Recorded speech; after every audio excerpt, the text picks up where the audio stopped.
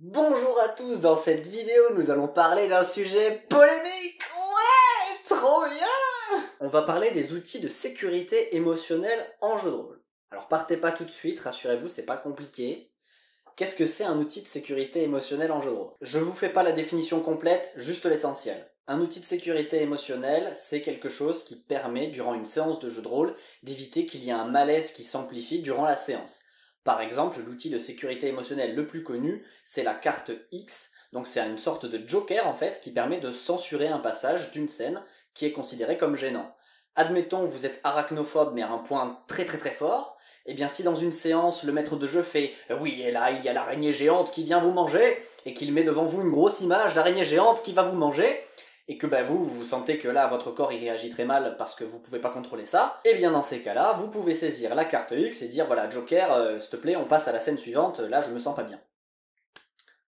Voilà, c'est tout. Enfin, c'est pratique quoi, s'il y a une scène qui arrive que tu ne peux pas supporter, souvent, le plus souvent on parle de traumatisme, eh bien ça permet d'éviter que tu fasses un malaise en plein milieu de la scène.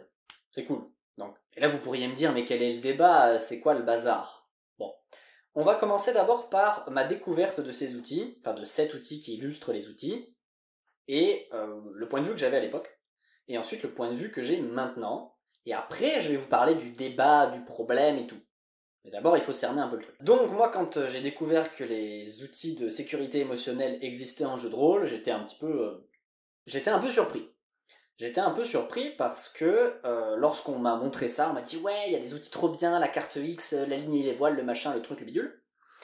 Je me disais, ok, c'est sympa, mais moi j'ai un outil de sécurité émotionnelle encore plus puissant, tenez-vous bien, l'écoute et le respect. Et donc au début je comprenais pas trop l'intérêt, j'avais du mal. Puis il y a des moments où j'ai réalisé que c'était super pratique, par exemple dans une convention où beaucoup d'inconnus peuvent se retrouver le temps d'une partie pour tester un jeu, on n'a pas forcément le temps de comprendre un peu comment chacun fonctionne, comment chacun communique. Donc là, dans ces cas-là, la carte X c'est super. Ça te fait gagner du temps, on est sûr qu'on se donne les conditions techniques, les conditions logistiques pour mener une bonne partie. Donc là-dessus, c'est très bien en fait. Donc mon avis est passé de particulièrement indifférent à relativement indifférent, et je comprends que ça peut être utile dans certains cas, pas de problème, peut-être qu'un jour je serai amené à l'utiliser, j'en sais rien, je sais que ça existe, tant mieux.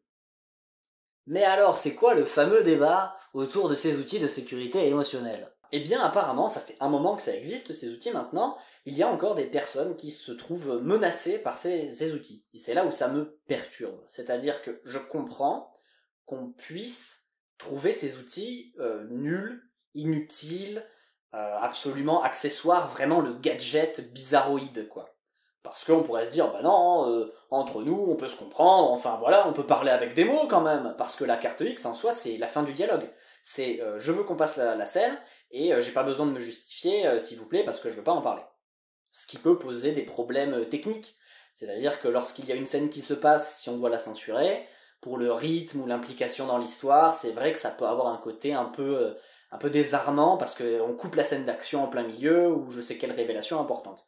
Ok, d'accord, bon, il y a pire, quoi. Néanmoins, je suis d'accord sur ce point logistique qui pourrait être embêtant si on ne sait pas suffisamment improviser et suffisamment rebondir sur ce genre d'événement. Ok. Et le truc qui m'embête là-dessus, c'est que lu des gens qui disent que l'ajout des outils de sécurité émotionnelle, c'était une sorte de menace pour le jeu de rôle, une menace pour leur partie ou quelque chose du genre.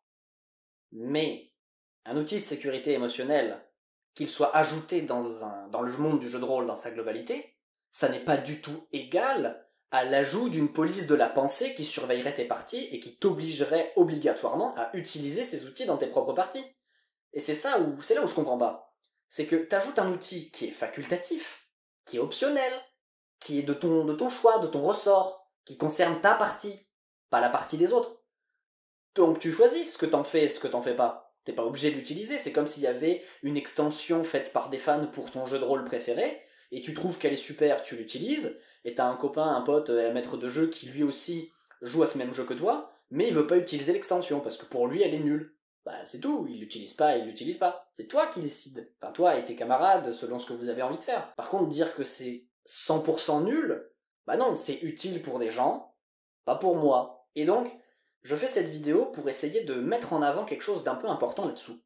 c'est que vis-à-vis des outils de sécurité émotionnelle, qu'on soit d'accord ou pas d'accord, ça au final peu importe, vous faites vos parties comme vous l'entendez, tant que elles se passent bien pour tout le monde, hein, c'est quand même la base, c'est tout. Mais au moins l'existence de ce débat permet de mettre en lumière l'importance de la sérénité autour de la table. Parce que le jeu de rôle, et c'est un peu là où on va dépasser le sujet, c'est que le jeu de rôle, même si tu prenais le système de jeu le plus simple du monde, genre ça fait une page, voilà, ça y est, on montre enfin pour la énième fois que le jeu de rôle c'est pas compliqué parce que on peut faire des trucs super rapides, on joue sur le dard.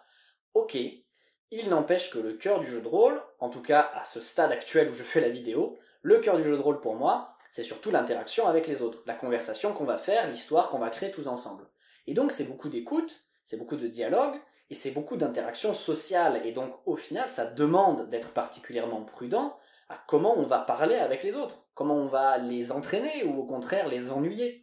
Et de la même manière on peut les vexer, et ça arrive. J'ai déjà eu des cas en partie, et c'est normal en fait, c'est la vie, tu discutes avec des gens en fait. Le jeu de rôle c'est ça, c'est de la discussion. Ah ben moi j'aimerais bien faire ça, ah ben moi j'aimerais bien faire ça. Bon ok, alors vous essayez de faire ça, donc disons qu'il se passe ça. C'est que ça, c'est de l'échange, c'est de la discussion. Et dans une conversation, ça peut se transformer parfois en débat, en dispute, c'est la vie. Le cœur, c'est vraiment travailler nos relations avec les autres, développer un peu plus, on va dire, je sais pas, d'amour, de compréhension, d'empathie, sans aller dans un extrême, évidemment, larmoyant, etc. Mais ce que je veux dire par là, quand même, c'est prendre conscience, quand on fait du jeu de rôle, quand on est à une table, c'est être responsable de se dire que, ok, on est tous là ensemble pour passer un bon moment à raconter une histoire dans un univers de notre choix et tout, c'est super. Et donc, si on constate qu'il y a des situations, des paroles, des mots, tout ça, des remarques qui nuisent à ce contexte-là, il faut en parler. Il faut en parler. S'il y a des choses des fois qui semblent pas aller bien, vous pouvez le dire sans forcément être dans de la haine, forcément un jugement, on va dire, malveillant. Juste dire, ok, à cette séance, là, j'ai vu qu'il s'est passé ça. À un moment donné, tu m'as dit, ah ouais, comme ça. Et j'étais pas sûr. Est-ce que t'étais vexé? Est-ce que t'étais pas vexé? Tu peux me raconter, que je comprenne. Est-ce que tu as mal vécu ce que j'ai dit, ce que j'ai fait? Vaut mieux 5 minutes de discussion que 2 heures de malaise. S'il y a un truc qui semble vraiment bloquer l'avancée d'une séance, outil émotionnel ou pas, c'est bien de mettre un stop et de dire ok, attends, là, j'ai pas compris, t'as compris, non, je sais pas. Et puis on repart après sur des bonnes bases.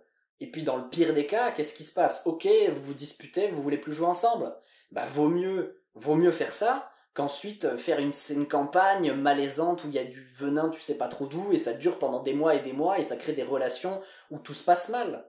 C'est mieux quand même de parler plus franchement et d'être dans un stade où chacun s'estime et se respecte. Parce que respecter les autres, c'est pas juste des fois se taire pour pas déranger. Respecter les autres, c'est aussi justement leur parler parce qu'on les estime d'égal à égal, on les estime d'intelligence et dignes de notre compagnie, donc on leur dit les choses, pour leur bien comme pour le nôtre. Voilà, ça sera allé vachement vite, hein, parce que j'ai pas grand chose de plus à dire.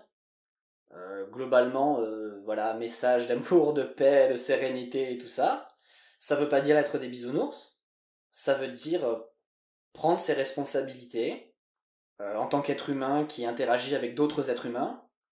Et si on veut de toute façon montrer que le jeu de rôle c'est pas un loisir de gros nerds bizarres, malsains et tout, autant justement faire preuve d'un comportement plutôt exemplaire.